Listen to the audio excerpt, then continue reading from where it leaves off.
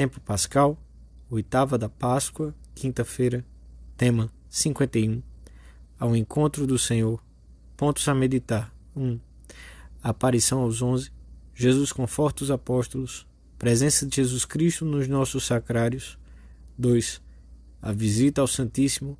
Continuação da ação de graças, da comunhão e preparação da seguinte. O Senhor espera-nos a cada um de nós. 3. Frutos deste ato de piedade. Pelo sinal da Santa Cruz, livrai-nos Deus, nosso Senhor, dos nossos inimigos. Em nome do Pai, do Filho e do Espírito Santo. Amém. Meu Senhor e meu Deus, creio firmemente que estás aqui, que me vês, que me ouves. Adoro-te com profunda reverência. Peço-te perdão dos meus pecados e graça para fazer com fruto este tempo de oração. Minha Mãe Imaculada, São José, meu Pai, Senhor, meu anjo da guarda, intercedei por mim.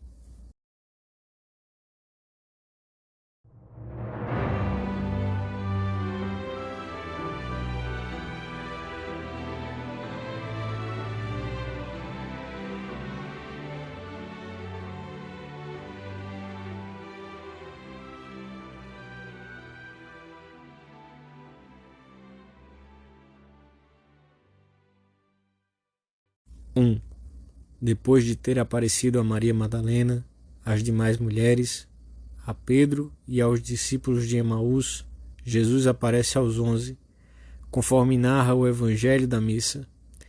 Por que estáis perturbados e por que duvidai nos vossos corações? Vede as minhas mãos e pés, sou eu mesmo. Apalpai e vede que um fantasma não tem carne, nem ossos, como vedes que eu tenho. Mostrou-lhes as mãos e os pés e comeu com eles. Os apóstolos teriam assim para sempre a certeza de que sua fé no ressuscitado não era efeito da credulidade, do entusiasmo ou da autossugestão, mas de fatos repetidamente comprovados por eles mesmos.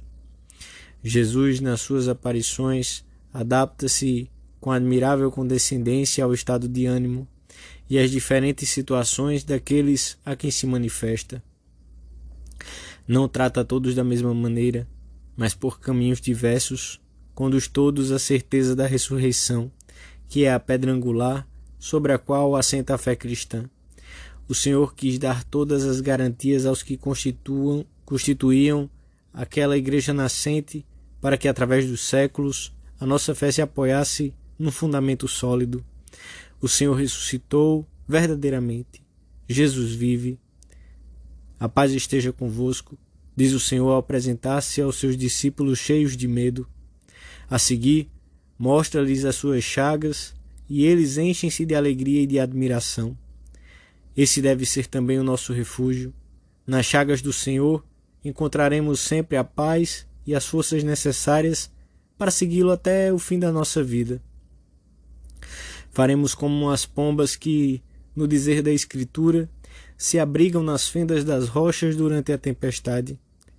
Ocultamo-nos nesse refúgio para achar a intimidade de Cristo, e vemos que o seu modo de conversar é afável e o seu rosto formoso, porque só sabem que a sua voz é suave e grata àqueles que receberam a graça do Evangelho, que os faz dizer: Tu tens palavras de vida eterna.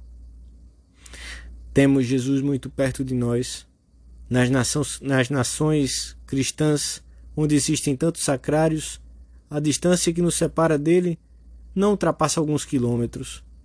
Não é difícil ver os muros ou o campanário de uma igreja quando vivemos numa cidade populosa ou viajamos por uma estrada ou de trem.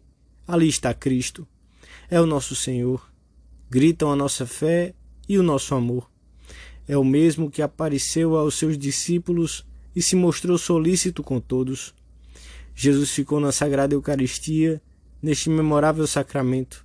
Contém-se verdadeira, real e substancialmente o corpo e o sangue do Senhor, juntamente com sua alma e sua divindade. Por conseguinte, Cristo inteiro. Esta presença de Cristo na Sagrada Eucaristia é real e permanente, porque, terminada a Santa Missa, o Senhor permanece em cada uma das hóstias consagradas que não tenham sido consumidas. É o mesmo que nasceu, morreu e ressuscitou na Palestina, o mesmo que está à direita de Deus Pai. No sacrário, encontramos-nos com alguém que nos conhece. Podemos falar com ele, como faziam os apóstolos, e contar-lhe os nossos anseios e as nossas preocupações. Ali encontramos sempre a paz verdadeira, que perdura por cima da dor e de qualquer obstáculo.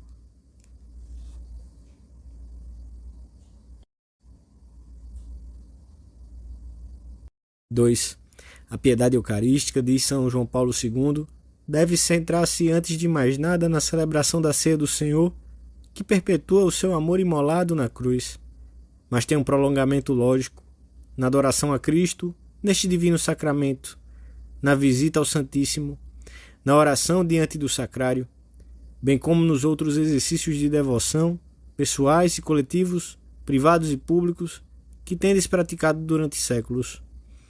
Jesus espera-nos neste sacramento do amor.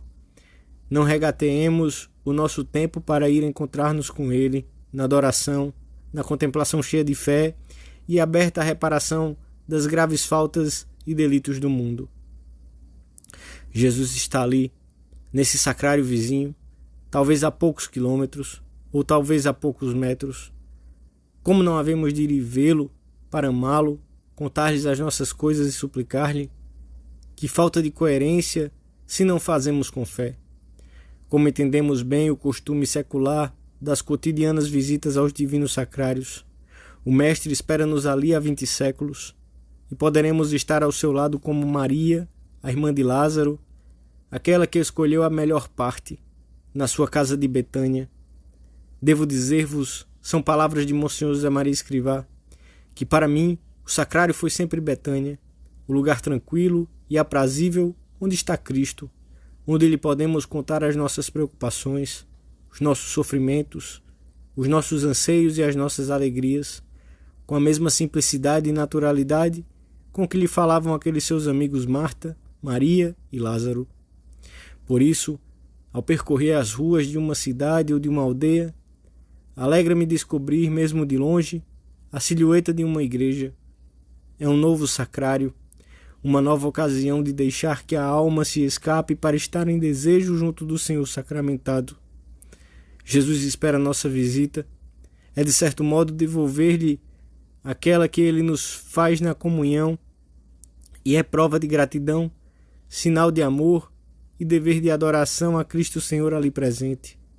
É continuação da ação de graças após a comunhão anterior e preparação para a próxima. Sempre que nos encontramos diante do sacrário, bem podemos dizer com toda a verdade e realidade: Deus está aqui, e diante desse mistério de fé não é possível outra atitude que não a adoração. Adoro-te, devote, adoro-te com devoção, Deus escondido, uma atitude de respeito e admiração e ao mesmo tempo de confiança sem limites. Permanecendo diante de Cristo o Senhor, os fiéis usufruem do seu convívio íntimo, abrem-lhe o coração, pedindo por si mesmos e por todos os seus, e oram pela paz e pela salvação do mundo, oferecendo com Cristo toda a sua vida ao Pai no Espírito Santo, obtém deste convívio admirável um aumento da sua fé, da sua esperança e da sua caridade. Assim, fomentam as devidas disposições que lhes permitem celebrar com a devoção conveniente o memorial do Senhor e receber frequentemente o pão que o Pai nos deu.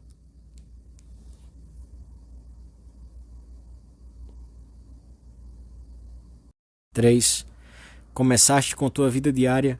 Não me admira que me digas: começo a amar com loucura a luz do sacrário. A visita ao Santíssimo é um ato de piedade que demora poucos minutos, e não obstante, quantas graças, quanta fortaleza e paz o Senhor nos dá. Com ela melhora a nossa presença de Deus ao longo do dia, e dela tiramos forças para enfrentar com garbo as contrariedades da jornada. Nela se acende a vontade de trabalhar melhor e se armazena uma boa provisão de paz e de alegria para a vida familiar. O Senhor, que é bom pagador, sempre se mostra agradecido quando vamos visitá-lo. É tão agradecido que não deixa sem prêmio um simples levantar de olhos, lembrando-nos dele. Na visita ao Santíssimo, fazemos companhia a Jesus sacramentado durante os minutos. Talvez nesse dia não tenham sido muitos os que o visitaram, ainda que ele os esperasse. É por isso que o alegra muito mais ver-nos ali.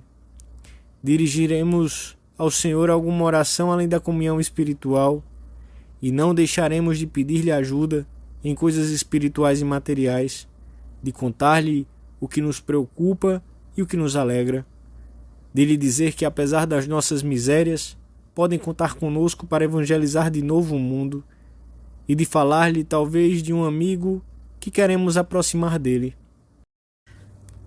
Que devemos fazer? Perguntais algumas vezes na presença de Deus sacramentado?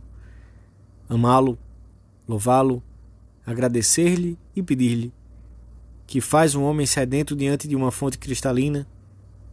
Podemos ter a certeza de que, ao deixarmos o templo, depois desses momentos de oração, terá crescido em nós a paz, a decisão de ajudar os outros e um vivo desejo de comungar, pois a intimidade com Jesus só se realiza completamente na comunhão.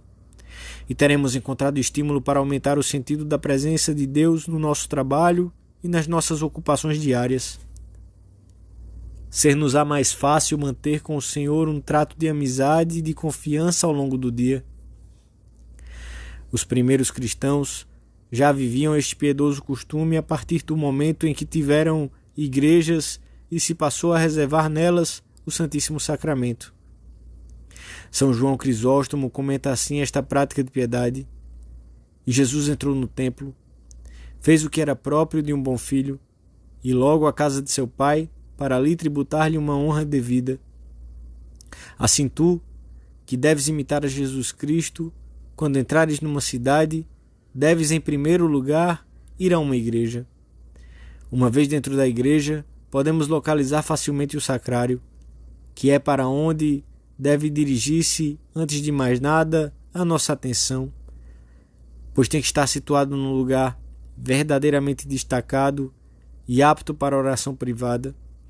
E nesse lugar, a presença da Santíssima Eucaristia estará assinalada pela pequena lamparina que, em sinal de honra ao Senhor, arderá continuamente junto ao tabernáculo.